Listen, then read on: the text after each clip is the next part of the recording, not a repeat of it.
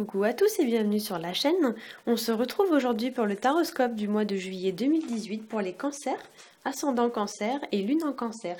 Si vous ne connaissez pas votre signe ascendant ou votre signe lunaire, je place en barre d'informations deux liens qui vont vous permettre de les calculer. Ceci est un tirage général, donc s'il ne résonne pas avec votre situation, je vous invite à regarder le taroscope de votre signe ascendant et celui de votre signe lunaire afin d'avoir plus d'informations. Alors je tiens à m'excuser pour le retard, j'ai été un peu souffrante ces derniers jours, donc j'avais pratiquement plus de voix et il m'aurait été un petit peu compliqué de faire les taroscopes dans cet état, donc c'est pour ça que j'ai préféré attendre d'aller un peu mieux pour le faire. Donc c'est pour ça que je ne peux mettre que les vidéos aujourd'hui, et d'habitude c'est vrai que je les poste un petit peu plus tôt.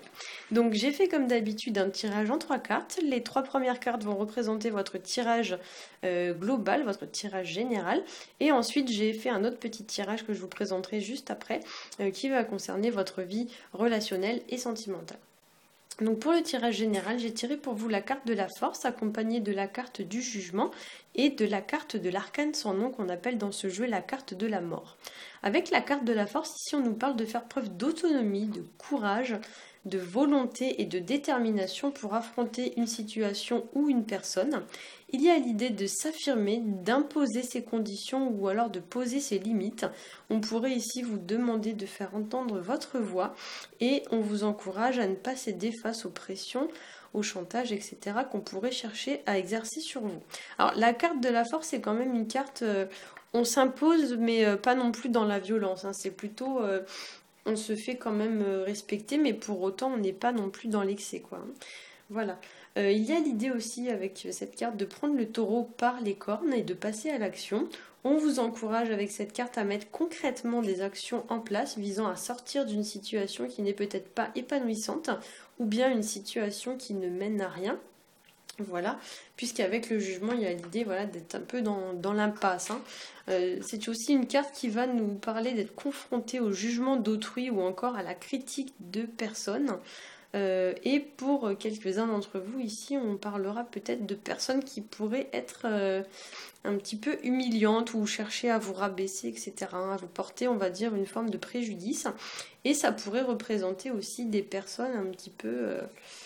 avec la carte de la force, peut-être des personnes un peu autoritaires, etc., qui peut-être chercheraient un petit peu à, comment vous dire, à vous museler, en fait, à vous faire taire, quoi. Voilà. On pourrait aussi parler, donc avec la carte de l'arcane sans nom, de trancher une situation ou une relation, ou bien de couper des liens avec des personnes, notamment si c'est des personnes qui vous tirent un petit peu vers le bas. Avec la carte du jugement, il y a aussi quand même une forme importante de nouveauté, de renouveau qui s'opère dans votre vie, comme si vous passiez d'une situation à une autre. C'est l'idée un peu d'être en période de transition. Voilà. Et avec la carte du jugement plus la carte de l'arcane sans nom, il y a aussi l'idée de prendre conscience de certaines choses ou alors d'ouvrir les yeux sur une situation ou encore d'exprimer des choses que peut-être vous aviez gardées au fond de vous. Il y a l'idée un petit peu maintenant que ces choses doivent sortir, hein. Voilà. Comme si on avait cherché pendant très longtemps à vous faire taire et que maintenant vous allez devoir donner de la voix pour vous faire entendre. La carte de l'arcane sans nom, c'est aussi une carte qui va indiquer l'idée ici de faire le deuil d'une situation, notamment si cette situation devient un peu toxique ou un peu délétère. Il y a avec cette carte l'idée de faire table rase d'une situation pour repartir sur de nouvelles bases qui seront plus saines, de faire table rase par exemple du passé ou d'une situation liée à votre passé. Ou encore de faire du tri dans vos relations. Cette carte va aussi vous encourager à vous délester de tout ce qui serait superflu, tout ce qui ne vous apporterait plus rien de bon.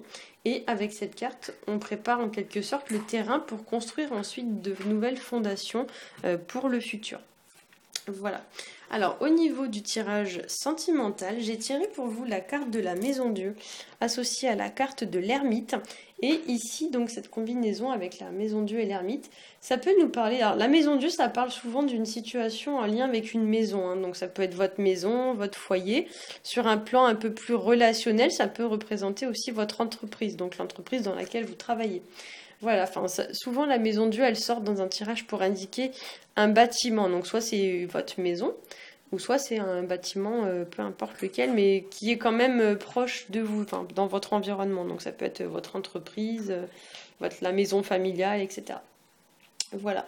Vous pourriez aussi avec cette carte avoir le projet par exemple d'acheter une maison, hein, ça c'est tout à fait possible.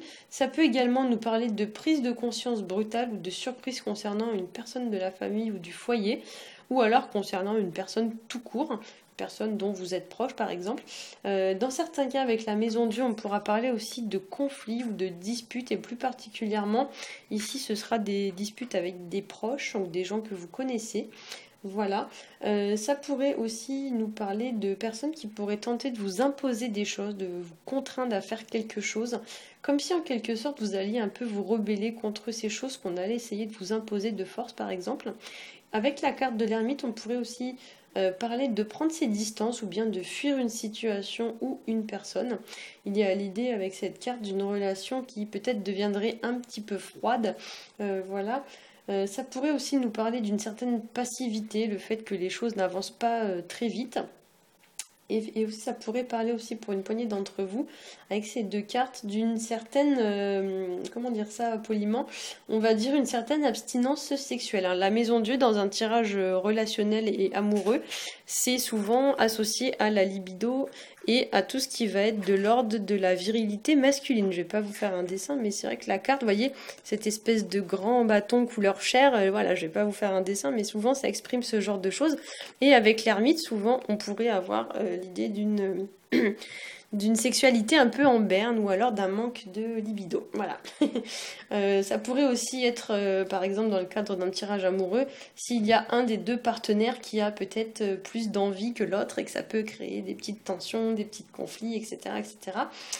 Parce que voilà, avec le bâton de l'ermite qui est lui-même couleur chair, plus la carte de la maison Dieu, nous avons quand même deux très beaux symboles phalliques. Donc effectivement, dans ce genre de cadre, il est fort possible que cela puisse résonner avec certains ou certaines d'entre vous. Voilà. Avec la carte de la force, on a aussi l'idée de maîtriser ses pulsions. La carte de la force, elle représente un peu le fait de, entre guillemets, de dompter la bête qui sommeille au fond de nous, hein. Donc effectivement, quand on a trois cartes de ce genre qui sortent dans un tirage en général, ça peut être révélateur de ce style de problématique. On va pas non plus rentrer trop dans le détail, mais voilà, il y a l'idée que, qu'on le veuille ou non, il va bien falloir qu'on maîtrise un peu nos pulsions. Parce que là, effectivement, oui, on a quand même pas mal de symboles qui se rapprochent de ça. Et voilà. J'espère que ce tirage vous aura plu. Si c'est le cas, n'hésitez pas à liker, à partager et à vous abonner. Pour ma part, je vous souhaite un très bon mois de juillet et je vous dis à bientôt.